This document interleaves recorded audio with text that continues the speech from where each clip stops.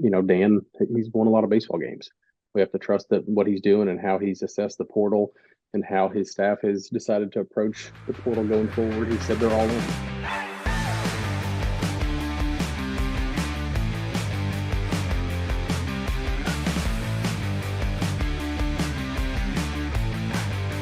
Welcome to the Third and Central podcast, the only podcast dedicated solely to the University of Louisville baseball program. This is Matt Sefcovic, and as always, I'm joined by Aaron Turner. Aaron, it's been a long time since we've been behind the mic. I know it's summertime, college baseball. It's been a little quiet. Transfer portals ramped up a little bit, so there's some exciting news going on there we'll talk about. There's some changes to college baseball, just the overall landscape as far as rosters and scholarships. We're going to dive into that towards the end. But before we do, how's everything going out your way in St. Louis? Really good. Can't complain. Like you said, it's kind of a downtime for college baseball, but working in baseball, there's never really a downtime in the summer. So busy as always, and excited to dive into what we've got going on tonight. How about things out your way? You know, obviously you and I talk about baseball often, and one thing I got to do, I guess about a week and a half ago or so, which I want to do for years. My wife and I and brother-in-law and sister-in-law actually got to go watch the Savannah Bananas when they were here in Louisville. So got to take in a little, I guess you can call that baseball, but entertainment night, if nothing else. Man, we tried to go to Indy and Nashville in the past when they've come close this way, but we've never been able to get tickets. And this time entered the lottery and just lucky enough that we got drawn. I had really good seats right behind third base dugout. And if you ever get the opportunity to go see the Bananas play, I mean, it's just I text you. I said it's just an electric factory for 2.5 hours. It's just nonstop. They're pumping music, they're dancing, they're having a good time. There's baseball going on, yes, but that's definitely not the main show. But for those of you who got to go, I know a lot of followers on Twitter I saw posting about it. Heck of a time. We had a blast out there, but it's just kind of got a little taste of baseball for the summer for me. I mean, I have not been to the Savannah Bananas yet, and to be honest, I never really had much of a desire until I saw your updates and you were texting me frequently throughout the night with some fun photos and videos. I was like, man, that actually looks kind of fun. I think that I would enjoy it. And so yeah, if I definitely ever got the chance to go, I think I would. And now I owe it all to you. I will say if my career in banking doesn't work out, I'd text you. I have a new future goal that I would like to be on the dad bod cheerleading squad of the Savannah Bananas. So I've got the body ready. Whenever they want me, I'm ready to go. They just have to make the phone call. So I'm here. The phone's on. It's ready. I'll answer if you call Jesse Cole. So I'm just a ring away if you ever need anybody to join your squad. For those of you that are with the Savannah Bananas and you're listening on this podcast tonight, like I'm sure they all are, you heard it here, Matt Sefcovic. When's your team right now? We are going to change things up a little bit tonight. Normally do the Pro Ball update at the end of the podcast, but there's been just an absolute dude that has been going off, and I'm not going to steal your thunder because this is your section. So I'm going to let you talk about it, but he deserves to be talked about at the very beginning of the podcast and not wait until the end. So Aaron, go ahead and take it away. Tyler Fitzgerald, man. There are no words to describe the type of run that Tyler Fitzgerald is having right now. Truly phenomenal. He is hitting like not many have ever hit in the past before, having an all-time run. When your name is getting compared to guys like Barry Bonds and Willie Mays and Jeff Kent, other Giants legends, you know that you're doing something right. Um, as of a couple days ago, he was, through a span of 17 games, had hit 11 home runs, which is just absurd. At one time, had 5 games in a row with a home run, which was had tied the record for Major League rookies. The record was 6. Unfortunately, did not quite get the Major League record, but still does not take away from the type of insane run that he's having. He was named the July National League Rookie of the Month as well. He's got the batting average up to 317. He's just, this is what happens when you give a guy a shot. And a lot of people are saying that this kind of came out of nowhere. Not really. I mean, Fitzgerald has been a 2020 guy for the last 2 years of minor league baseball. We knew, or at least I knew anyways, the type of player that he was. I don't think many people did though. Now he's on the big stage. He's got an opportunity to play shortstop every day for the Giants, has played incredible defense, has continued to swipe bags, has done nothing but hit. There's really, not much else you can say other than it really is phenomenal, which, right now, I think the question is, does he enter the National League Rookie of the Year conversation? I would absolutely love to say that he is. Obviously, front runner right now is Paul Skeens, for those of you who do have a pulse on Major League Baseball and have been seeing what Paul Skeens is doing.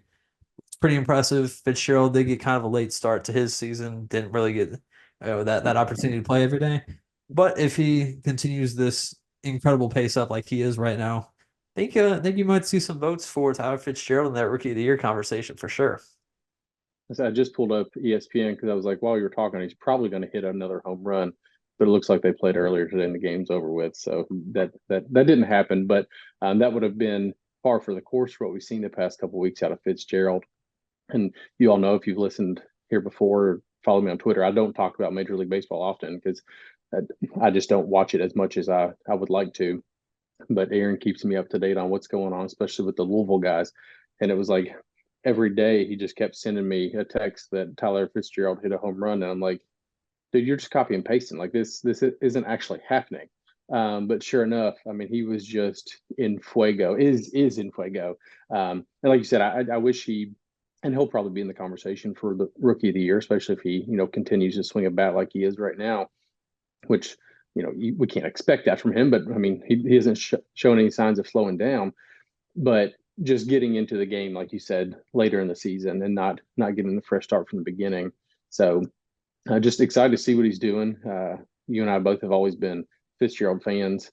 I think your cover photo right now is Fitzgerald before he even started this run. So hats off to the Louisville Baseball alumni account because that is what started this run from Fitzgerald. Yes, yeah, you better believe it. Yeah, it's gotten to a point with Fitzgerald right now where, my nightly routine is flipping around various Major League Baseball games, and I'll keep track of the Giants game on ESPN and then flip over to watching the game on the TV whenever Fitzgerald comes up, just in case he hits a home run. And sure enough, it seems like more times than not, he is hitting a home run.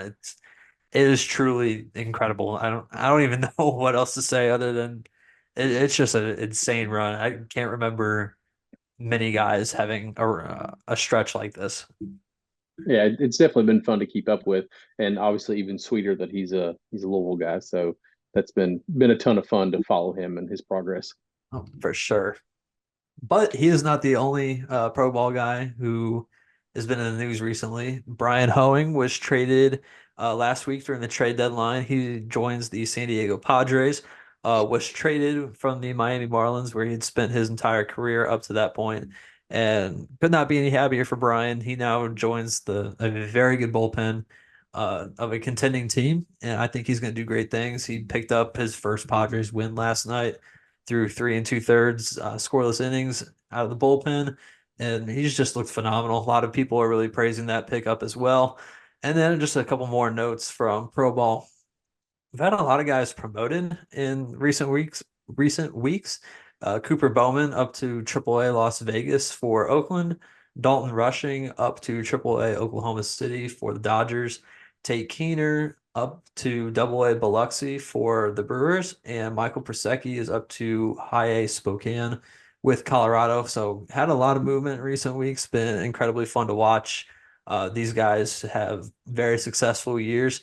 And I would not be surprised if we saw either Cooper Bowman or Dalton Rushing make a major league debut at the end of the year. It's funny we're talking about Dalton Rushing up in AAA because when he got drafted, we were happy for him, obviously, but we were kind of upset because we were like, oh, he's in the Dodgers organization and Will Smith is the Dodgers catcher. And we're like, well, they obviously both can't catch. We were talking just before this started, they've moved Dalton out to left field, which kind of gives him an opportunity to be on the field at the same time as Will Smith. We had talked before about, the Dodgers possibly trading Smith. This was back before he signed his new contract, or having to trade Dalton just because they didn't have space for two catchers at the elite level. So good to see Dalton move out to left field. We were talking earlier, I haven't seen him play the outfield, so we don't really know what that's going to look like yet. But if he swings the bat that he's been swinging, they'll find a place to get him on the field to get at bats. I'd say that's probably the only thing that's keeping him from jumping from Double A up to LA right now is just getting his feet wet in the outfield because you can't have him DH because you got Shohei Ohtani in that spot, and you don't pay a guy $700 million to not play every day. So, yeah, it's going to be interesting. Definitely going to be a fun experiment to see Dalton out in left field. But I've got no doubts that he can handle it. And if Dodgers are in need of a late season push or even another extra bat for the postseason roster, don't be surprised if that's Dalton Rushing's number called. Yeah, and obviously we've been big Dalton fans since the beginning. He's been on here with us before, as well as Hoeing has. So glad to see those two guys moving on and moving up. So that's enough of some of the pro ball stuff that's been going on lately. Let's kind of transition over to, I guess, the biggest news really of the summer, which is transfer portal, because that's kind of the name of the game in college baseball right now. So why don't you catch us up to speed on, we talked about all these guys last time, but just kind of run through real quick the guys that we had at our last pod, and then we'll kind of cover some of the newer commits we've had since then. Yeah, it's been a pretty active summer so far. Um, First, the guys we already talked about: Byram Hott, shortstop from Marist; Brennan Cutts, the MVC pitcher of the year from Indiana State; Garrett Pike, outfield transfer from Toledo; and then a couple of JUCO transfers as well: Jake Monroe, who transferred from John A. Logan. Louisville's no stranger to John A. Then first baseman Nate Early from Florida Southwestern State, big frame, hopefully offers some big pop. I'm excited to see what those two can do on the corners for sure. And so those are the guys we talked about last time, but the staff has still been pretty active in the portal since then. So let's dive into some of the newer guys that we've seen. First and foremost, we'll keep this one brief, but Tyler Herron transferred in from Illinois State. And he was a guy you and I were both really excited about, especially defensively as a catcher behind the plate. With Zion moving to the outfield, just giving us a little bit more depth, the catcher position. But he signed a undrafted free agent deal, so will no longer earn his services for the upcoming season. So good to have him in the fold for the short period of time that we had him, but he is gone. So good luck to Tyler Herron. I guess, are you going to claim him on the alumni report page on Twitter? No, did not appear in a game. Would love to claim him, but he's not mine to claim. Next one, Kamayu Neighbors. He's listed as a third baseman from Cal State Northridge. He can play multiple positions in the infield. He spent some time at shortstop and third. I didn't see him play second, but that doesn't mean he can't shift on the other side of the field and play second base a little bit as well. He batted 305 this season, started 54 games. Small frame. I think he's like 5'9", 165. But defensively covers a lot of ground. Quick, fast guy. Hit 3 home runs last year, 29 RBIs. But the most impressive thing that stuck out to me, Shotgun Spratling actually tweeted this out when he committed here. He was the 4th toughest player in the nation to strike out this season at 10 strikeouts and 200 at bats, which is just ridiculously impressive. And then he was 12th in the nation this year with 12 sack bunts. So don't know where he kind of fits in the lineup next year, but I think if nothing else, he's a guy that if you need somebody to, just put the ball in play, move a runner over, lay a bunt down, which we struggled with this past season. He's a guy that we could have as a pinch bunter, if you will, in certain situations. So excited to see what he's got.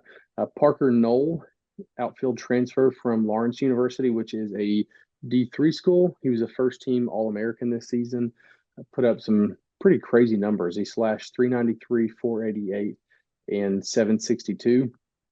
16 home runs, 54 RBIs, and 21 stolen bases. He's kind of your prototypical Dane McDonald outfielder. He's going to cover a lot of ground defensively, quick.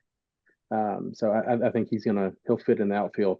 I say that there's the outfield's going to be a competitive group next year, and with Garrett Pike, who you talked about earlier, we'll talk about Eddie King Jr. here in a little bit. With Michael Lippy coming back, and we'll dive into this before, as we get closer to the season. But the outfield next year is going to be absolutely loaded. Another pitcher, Eli Hoyt, right-handed pitcher from Madison College, another JUCO. He put up pretty impressive numbers this year for the Madison Mallards in the Northwoods League. He threw 13 innings, and in those 13 innings, he gave up 1 hit, struck out 25 batters, and only walked 6. Most impressive to me was he didn't give up a single run, but he was 0-1 during his time in the Northwoods League with 13 innings, 1 hit, and no runs. So he gave up an unearned run that wasn't his fault. But he was 0-1 up there with numbers like that. Another pitcher from Northwestern. He's the first Power 4 now transfer that Louisville's taken. We talked about that in the last podcast that we wanted to see the staff kind of dip into Power 4 conference, and they did. His numbers aren't as great for the Wildcats last season in the Big Ten. He was 0-1 with a 15.68 ERA, 10 1/3 innings, and gave up 7 home runs. But we're going to act like that didn't happen, because what he did this summer in the Northwoods League for the Mankato Moondogs. All right on that? Yeah. All right. He was lights out up there in the Northwoods League. Won multiple Pitchers of the Week awards. He was 3-0 with a 3.23 ERA. Struck out 62 batters in 39 innings. Last I looked, he was leading the Northwoods League in strikeouts with 62. So, his numbers from Northwestern to summer ball are drastically different. So depending on which Peter Michael we get, if you get the one we had in summer ball this year, it's going to be a hell of an addition to the staff.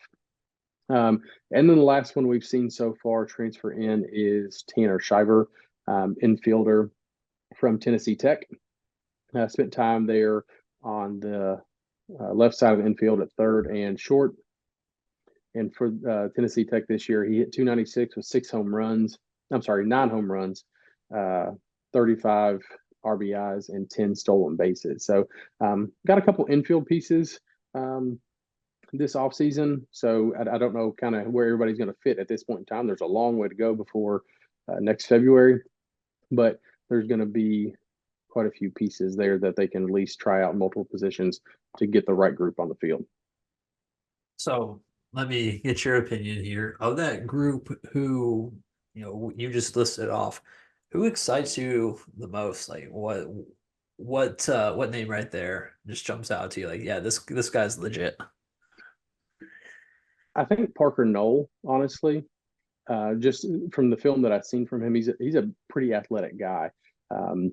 Not only at the plate, I think he can produce in the ACC, but defensively, he's going to cover a boatload of ground. And that's just your prototypical Dane McDonald defense that we've seen over the years. The guys like, your Levi Usher, even JT Benson this year, Isaac Humphrey. So I think he's really going to fit in to the outfield well, if we can find a spot for him.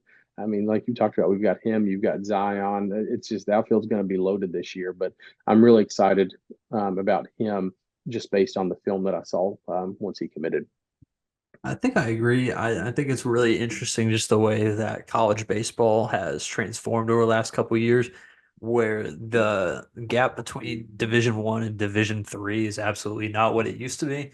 And we're seeing a lot of these guys make that jump from a Division III university up to the ACC. Saw Seaver King do it last year for Wake Forest.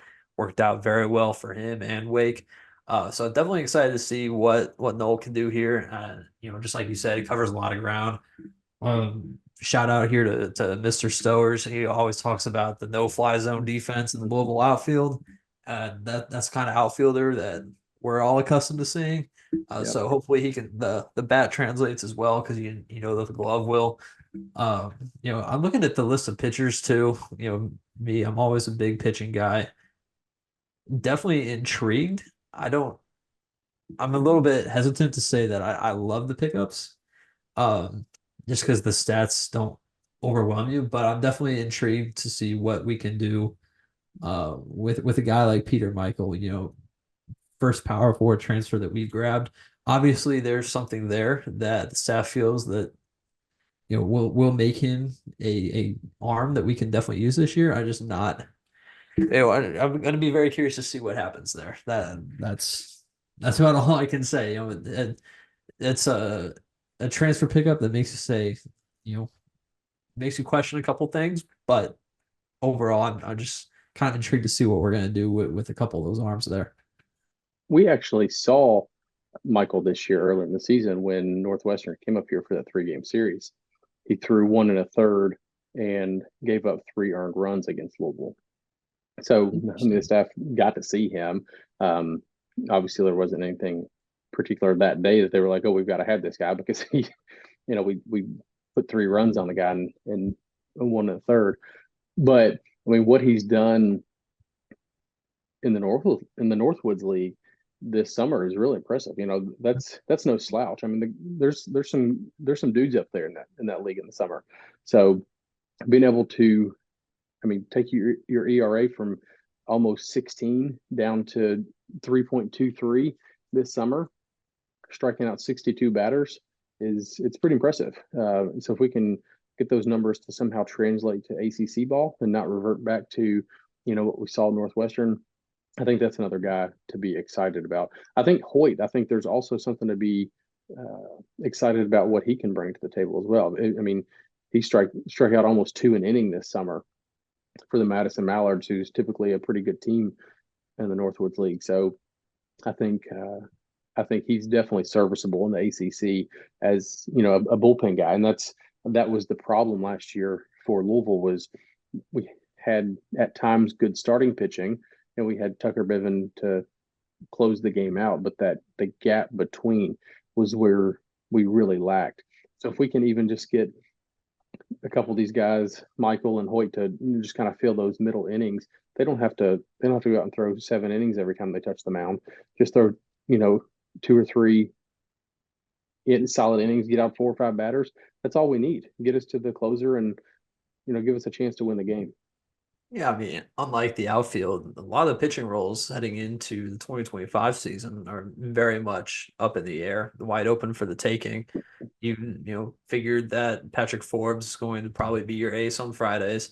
Cuts is probably going to be your Saturday guy, but who's going to be your Sunday? Who's going to be that midweek guy? And, like you said, you got Biven in the 9th, and then after that, how are you going to get it to Biven? So there are definitely a lot of roles to be had. It was wide open. I'm excited to see who emerges in fall ball. I think that's going to be very telling of what the season's going to look like. And I think we're going to have some of the younger guys that didn't play as big of a role this past season or didn't have a role period step up, because we lost a lot of arms, but we really didn't bring in a ton of arms. You brought in Cuts, who's a starter, but after that, you didn't pull a lot of innings out of the transfer portal. So where do those come from? It's going to have to be from guys that are already on the roster. I mean, that's the only their option. So that's where they have to come from. So I think you're going to have some of those guys that saw limited action last year. They're just going to have to step up. They're going to have to play a bigger role going into 2025. Yeah, for sure. And let's speaking of guys who we've lost, let's go ahead and just briefly touch on all the guys that transferred out of Louisville. So biggest blow to the team by far would be Gavin Keelan has announced his transfer to Tennessee, Carson Liggett to Kansas State, Brandon Anderson to Purdue, Will Koger to Arizona State, Cade Grundy to Georgia Southern, Corbin Dickerson to Indiana, Isaac Humphrey to Ole Miss, Caden Campbell goes to Georgia Tech, Will Veerling to Murray State, Josh Klug to Michigan State, Thomas Howard to John A. Logan, Kyle Crow to Michigan State, Braxton Stewart to Iowa Western. And then Jake Murphy and Morgan Davis are still without homes. And Taggart Tyson, who was in the portal, he was a pretty early entrant in the portal as well, announced that he is back at Louisville, assuming that had to do with the uh, undrafted free agent signing of Heron and moving Zion to the outfield. So glad to have Taggart back. I think that that's a big bat that will go on to do big things for this lineup, and it kind of has an undefined role on the team right now, but I can definitely see him getting some at bats. Yeah, and of that list, who do you think? Obviously, Keelan is the one that sticks out the most. So beside him, like who are you most upset to see go? Obviously it sucks when you see a lot of these guys go. You always want it to work out at Louisville. Gavin Keelan obviously being a massive blow, especially to see him go to Tennessee, and he's going to do great things for Tony Vitello's club there. I think personally, seeing a guy like Will Koger and Corbin Dickerson, both local guys, have it not quite work out. I really love the stuff of Will Koger. I think he's going to do great at Arizona State. Just never quite clicked here. But the stuff is absolutely there. I still think that he is a professional arm for sure. And then Corbin Dickerson, going to Indiana, also a brutal loss in my opinion. I thought for sure that he had, an outfield spot that was wide open for the taking. The way the outfield shook up though after the draft and then the way the portal looked, I'm not so sure that Dickerson did have that spot waiting for him in right field. So with hindsight being 2020 now, I'm not as upset about that as I was before. And then Isaac Humphrey to Ole Miss. That was a tough one just because I don't know, just something about Isaac, and I think he's a great guy to have around the program. Thought for sure that he was going to be a pro guy out of Louisville. And I wish him nothing but success at Ole Miss. Absolutely love him, love his attitude, his personality, his game, everything about him. So very excited to see what he can do for Bianco's squad. Yeah, I think Humphrey's the one for me. I think you're spot on. And I think it was probably the best thing for him and probably the best thing for Louisville? I think so. With the outfield that we've got next year, innings were going to be tough to come by. Obviously, if Isaac was here, the spot would be his. He's earned that. But there was going to be a lot of pressure behind him because there's a lot of dudes competing for those three spots. So I would have loved to see him come back. Like you said, his personality, just his love for the game, his love for the program. Just I think he just kind of exemplifies what you want as a guy from your program. So just bummed to see him go, but also excited to see what he does. Like you said, for Coach Bianco down in Oxford, fun place to play.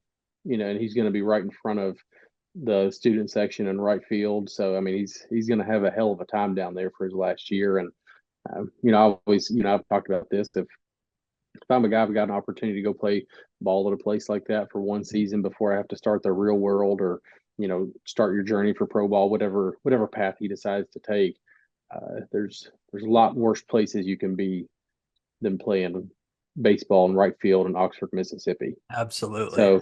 So I don't fault the guy one bit, and just rooting him on and all the guys anywhere they go. So I think the Koger one does hurt because I think he's got just oobs of talent.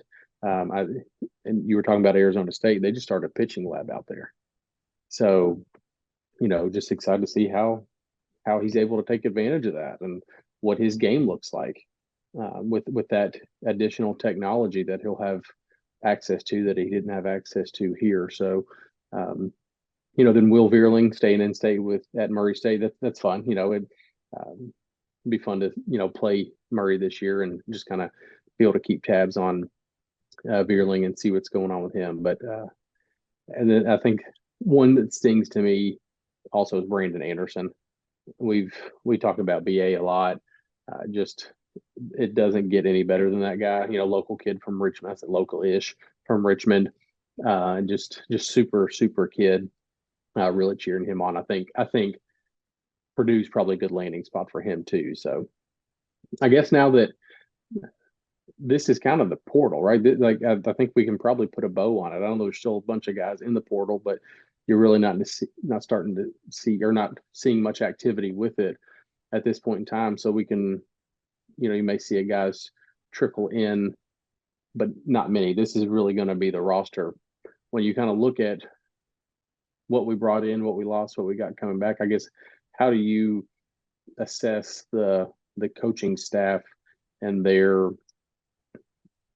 ability to use the portal this year?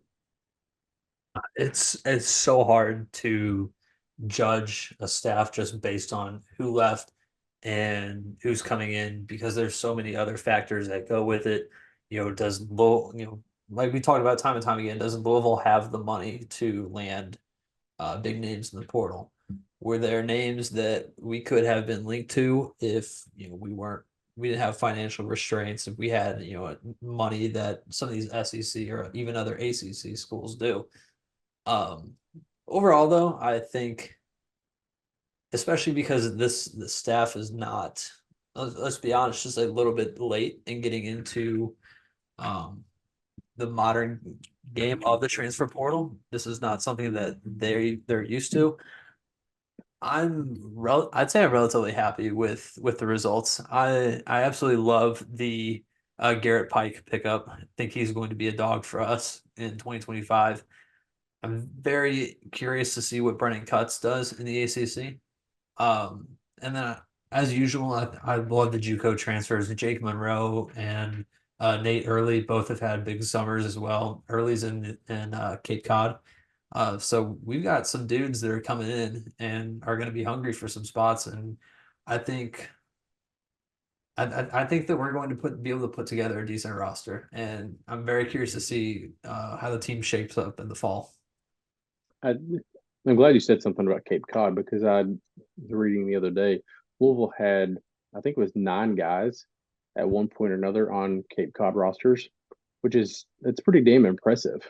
They were one of the top teams in the country with guys in the Cape Cod. So there's going to be quite a bit of talent coming back next year. I think it's easy to look up and down kind of the schools where players transferred out to and where they transferred in from. We've got 9 guys that transferred out to other Power Four schools, and I think that it's tough to swallow when you had 9 transfer out and only 1 transfer in. And like you said, what does the money look like? How did that shake out? Coach McDonald was on with the 502 Circle not too long ago and talked about how before the staff had, in his words, and I'm paraphrasing a little bit, dabbled in the transfer portal, but this year they were going all in on the transfer portal. So, it's assessing needs. What are your needs? And I'm a big guy on the fit. It's not always about having the best and best talented guys. It's do they fit your program? Do they fit the style that you want to play? So you can't just go, okay, I want every transfer from Texas A&M. I want every transfer from Tennessee. You have to look at fit also. Now, don't hear me and say I don't want guys from the SEC and I don't want guys from the ACC. I would love to have some guys on this transfer roster that came from some other big time schools. But at this point in time, all we can do is, just kind of wait and see how the pieces fall into play before the season starts next February because, Dan, he's won a lot of baseball games. We have to trust that what he's doing and how he's assessed the portal and how his staff has decided to approach the portal going forward. He said they're all in. We just, at this point in time, we just wait and see because this is the first season he's said he's all in. So I think we just take what we got and try to run out and get this program turned back around next year. So get back in the damn tournament where we belong because the NCAA tournament has been super depressing most of the last 4 years for us. Not only the transfers that we have coming in, it's a very interesting group, but kind of a good segue here into the draft. We're going to talk about it here in a minute. Louisville did not lose any of their high school commits in this class to the draft. Everybody is expected to show up on campus. You got the top of the class being Colin Mowry, who adds to the catching crop. Tag Davis, who very well could have been taken, decided to head to school, which absolutely love that pickup right there. He's gonna Hmm. be fun, a really fun two-way guy. Got Jake Rager, local kid who went to IMG Academy, just super big body on the mound. Love his stuff.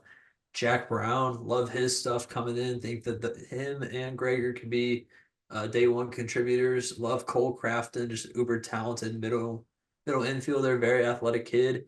We've got a very interesting uh, incoming recruiting class here.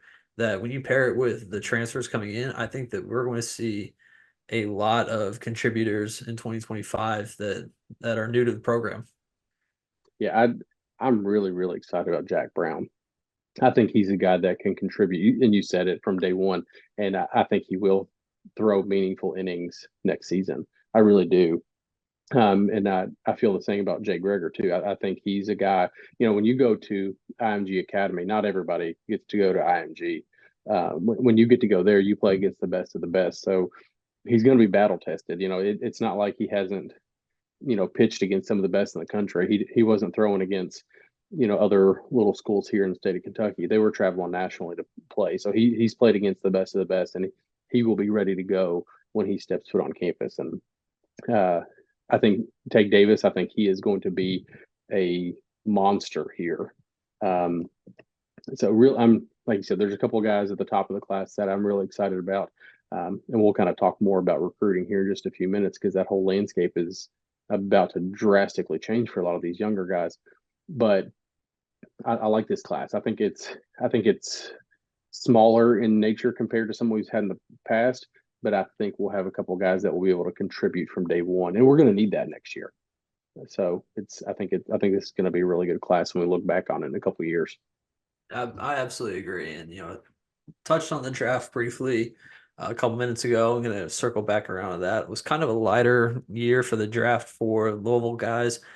Sebastian Gongora went in the 11th round to the Baltimore Orioles, and Caleb Corbett went in round 20 to Tampa Bay. Overall, though, just kind of a down year for cards in the draft. There were no undrafted free agent deals, which I was a little bit surprised by. But a interesting tidbit here is that it was a higher year for indie ball signings. JT Benson and Luke Napleton both signed deals with the Lake Country Dockhounds in the American Association, which seems to be a popular destination for pro cards that are playing indie ball. Blake Taberry is still there. Jake Snyder was there before he was picked up by the Rockies. Justin Levy was there until he was traded to Florence. Michael McAveen was there for a little bit, so that Louisville to Lake Country pipeline just continues to grow. Evan Webster signed with the Florence Yalls of the Frontier League, so he stays in the Bluegrass. And Riley Phillips signed with the Great Falls Voyagers in the Pioneer League. So interesting mix of indie ball signings. Just the way that Major League Baseball has kind of cut down on number of minor league teams, and the draft only being 20 rounds now. Guys like JT Benson or Evan Webster, who very well could have been taken in the draft, end up finding their way to indie ball, which I definitely think that a couple of these guys very well have a good chance of getting their contracts purchased by a major league team before too long. So keep an eye out on that for sure. The one I'm most excited about is Webster going to the Florence Yalls because none other than the fact that the Florence Yalls social media account does not care what they say. They have one of the best social media content producers out there, and I think it stems from their owners because I think they just don't care one bit what is said. Their marketing department is phenomenal. I remember back in the day, this is dating myself a little bit back to the whole Manti Teo situation when his girlfriend Lene Kakua or whatever her name was, they had a Lene Kakua bobblehead night, and it was an empty bobblehead box. So they're always doing just hilarious stuff. If you don't follow them on Twitter, you don't follow them, just go check them out. They will beef with anybody. They don't care who you are. And it is just nonstop gold. So anytime we can get somebody in the Florence Y'alls to give me a reason to uh, go through their account and just browse what they've been saying, I'll take it. So one thing I do want to touch on and have just a discussion on this, because this is massive for college baseball, is the new scholarship rule that's going to go into effect. So obviously the big thing with college baseball is they've been allowed 11.7 scholarships, and they could spread those 11.7 out however they wanted to. You could give somebody a full ride, you give somebody a half, a quarter. You had 11.7. How they came up with that number, I don't know, but they could divide those up. The staff could, however they wanted to. And the roster sizes they changed since COVID. I don't remember what they were this past year. 45, 40, 45. I mean, they had inflated with COVID. So a lot of changes are going to be taking place. That schools are now going to be able to go up to 34 full scholarships. They don't have to. They can choose if they want to do that. So they will allow 34 full permissible scholarships, and they can spread those however they want. And they're also going to cap the roster size at 34 as well. So you're shrinking the rosters, but you're expanding the scholarship that you can give. So in one hand, it's good because you're going to allow these players, if the school has the availability and the funding to do so, to give them a full ride like in other sports. But on the other hand, you're going to tell a handful of players, we don't have a spot for you anymore. You got to go somewhere else. How, and I've talked about this, how do you see the trickle down effect, and how is this going to impact the sport just overall, the whole entire landscape of college baseball? I think we could have a full episode worth of conversation about just the impacts that we're going to be seeing here. I think when you look around Division I baseball, you can divide schools by schools that care about baseball and schools that don't care about baseball, and it's painfully obvious to me, at least, who falls where. And I think that this is going to potentially widen the gap. I'm not sure how this is going to play out, but schools can use up to 34 full scholarships, and the schools who do use those 34 full scholarships are the ones that are going to care about baseball. They're going to come up with those scholarships, and they're going to continue to separate themselves from the schools that don't care. Because you don't have to use all 34. You can use however many you want to. So for the schools that don't care about baseball, you might not come up with those 34 scholarships, and it's not going to mean anything to the athletic department if you don't. So I think that there could be a wider gap. Personally, I've gotten to work with a lot of high school athletes over the last couple of years. I've seen a lot of them decommit already, or talking about decommitting from the school that they were already committed to. Those younger guys in the class of 25, 26, 27 who had committed early. Now they're like, my spot's kind of up in the air because, six spots are getting cut. I don't want to take that big of a chance on this school. But I think the trickle down effect is going to be really interesting too, because you've got guys who are maybe fringe D1 players now moving down to Division II, and then vice versa down to Division III. So I think it's going to take away a lot of opportunities for guys that are fringe college players overall, which I think is very interesting. There's a lot of players who don't impress just looking at their stats on paper, but when there's so many college baseball spots to fill around the country, it's a lot easier than people realize to play college baseball. Just not as easy to get up to that high Division I level. So very curious to see how this plays out. I don't think anybody really knows 100% how it will play out. But like I said, I think the schools who come up with those 34 full scholarships or close to it are going to separate themselves as being the schools that really do care about their baseball program, and they're going to be the ones that are raising the trophy in Omaha every year. I think that is the most intriguing to me. Is like you said, you every school right now has more guys than they're going to be allowed to carry on their roster at 34. So those extra guys that you have, they've got to find a new home. So let's say I'm just making this up. Let's say they go down and they play at Western or they go play at Eastern.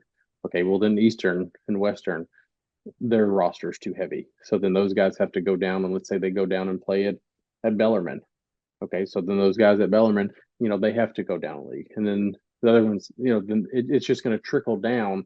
And like you said, it's going to force guys out of playing college baseball that have been playing college baseball because the talent level is just going to shift down based on where you're playing because the rosters are too heavy.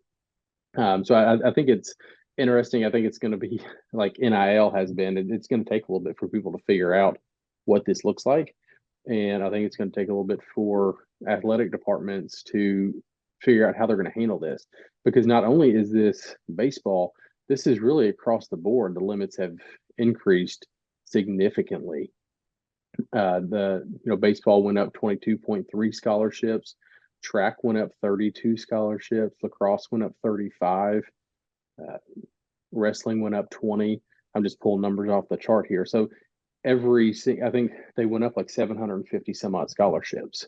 So all the coaches right now are sitting outside Josh Hurd's office trying to decide how much of that pie they're going to get, right? Because they're not all going to get the full max. Like we can't just print money.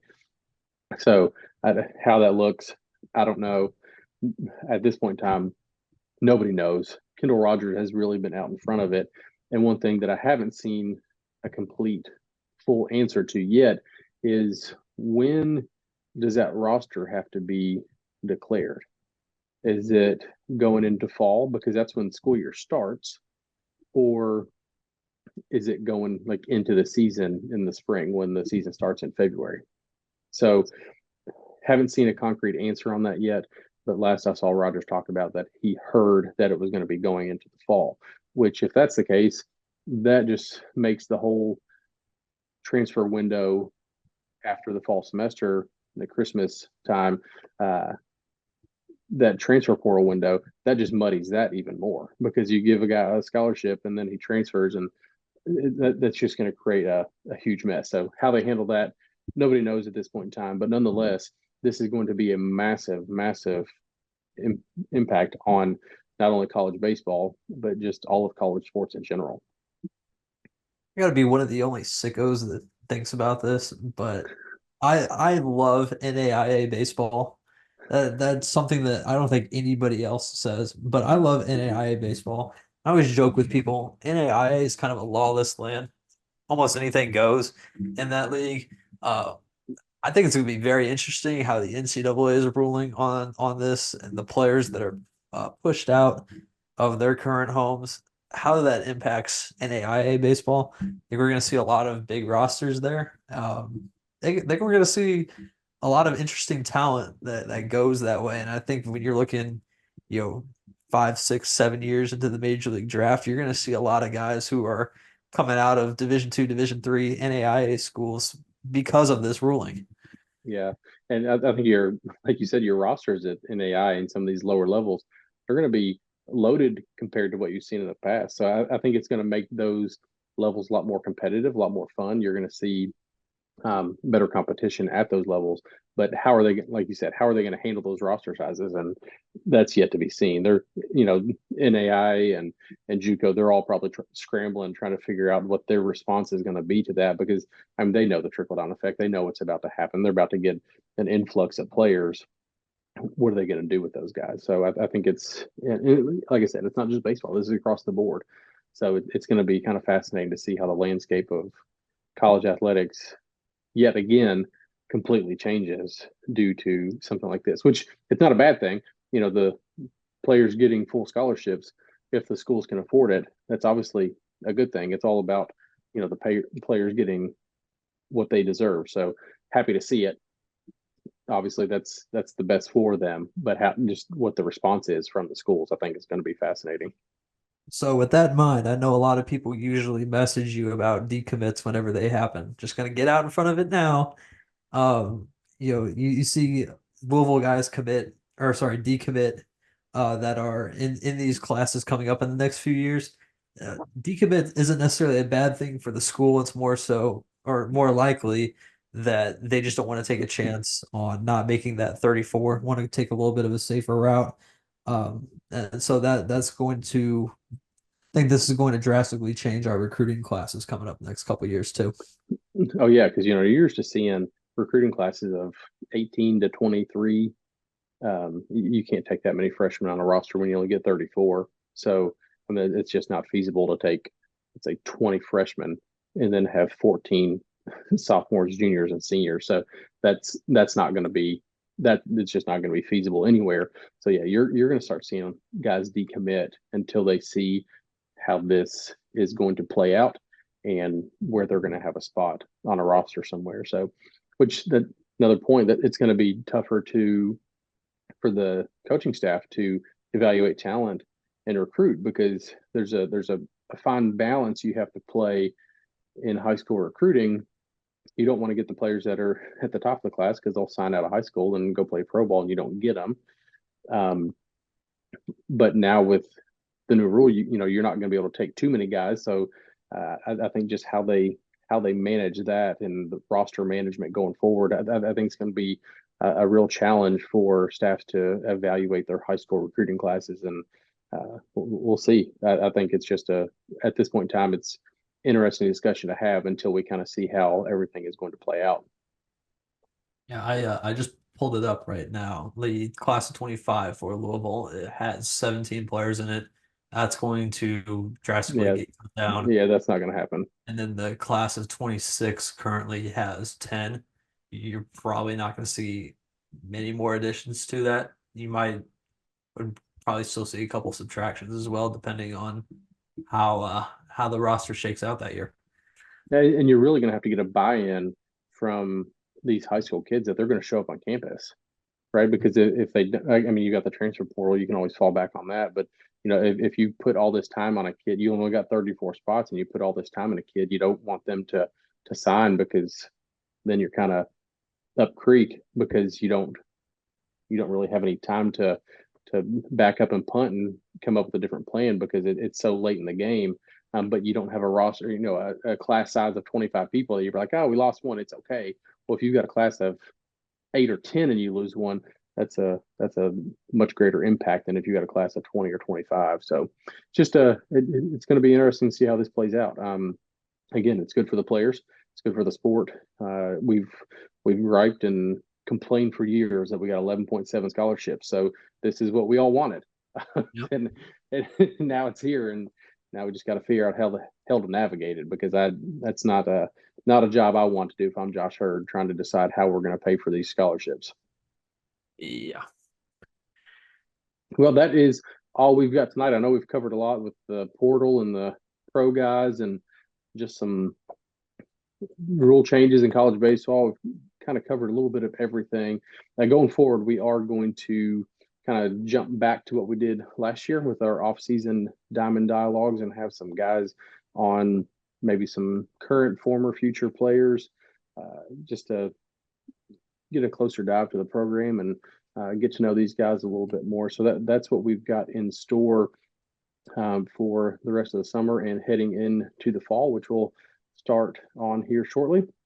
But we want to get this last episode in with kind of the roster reconstruction this summer with the transfer portal because that's here and it's now. So uh, everything will start changing over to our interviews going forward. But until then, one thing I would like to ask, I haven't done this in the past. If you could, wherever you're listening to us, if you're on Apple Podcasts, Spotify, wherever you are, give us a thumbs up, like us, share us, rate us. Just spread the word and try to share this as much as you can. We would greatly appreciate it. But in the meantime, Aaron, I know you are hot and heavy over on Twitter with everything going on in the pro ball world. So tell them where they can find you. Yep, a lot of cards and pros updates over on the Louisville Baseball Alumni Report. Go check out that latest Tyler Fitzgerald home run highlight. I'm sure there's probably 3 or 4 new ones between the time we record and the time this comes out. So super excited. We're in the thick of things, and appreciate all the support. Yeah, same as what Aaron said. And you can find me on Twitter at Matt Sefcovic, and find our podcast on Twitter at Third Central Pod. So just appreciate you all following along. And in the words of Sean Moff, we will see you at the ballpark.